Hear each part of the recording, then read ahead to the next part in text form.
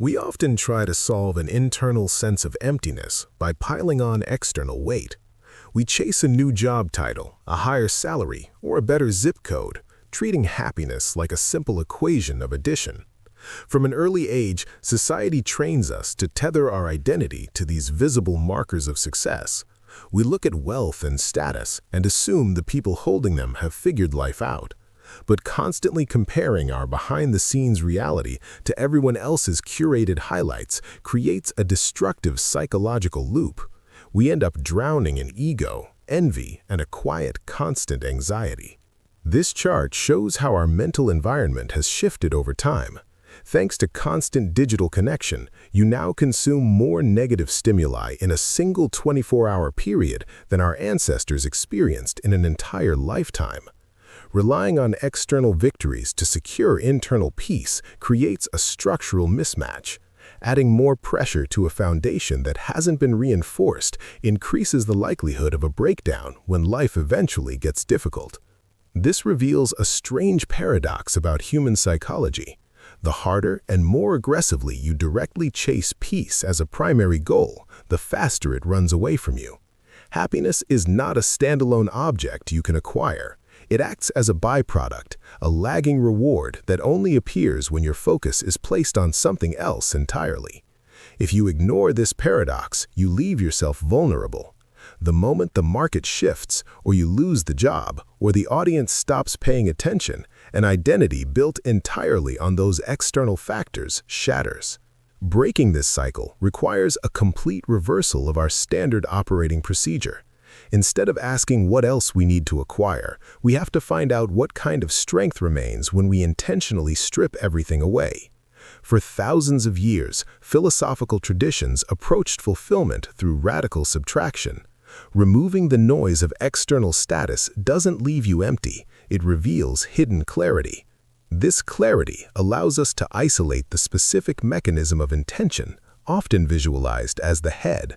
A clear head means you know exactly why you are taking a specific path, completely separated from the final outcome. The target matters far less than the intention driving you toward it. When your self-worth is anchored to that internal motivation, you become remarkably difficult to break. A sudden failure might alter your circumstances, but no external force can confiscate your intention. While a clear head gives you a reliable navigation system, simply knowing your direction won't protect you from the friction of the journey. To keep moving forward, you need a different kind of emotional resilience. This brings us to the heart, which governs the practice of true detachment. We often mistake detachment for apathy. It's frequently described as a desire to live in isolation, abandon ambition, or own absolutely nothing. Real detachment is the ability to be intensely close to your work and deeply engaged with the world while ensuring the outcomes do not own you. You remain the master of your identity, regardless of whether you win or lose. This creates a significant psychological advantage. It gives you the freedom to pursue your passions aggressively and take massive risks, knowing that a failure along the way won't destroy your sense of self.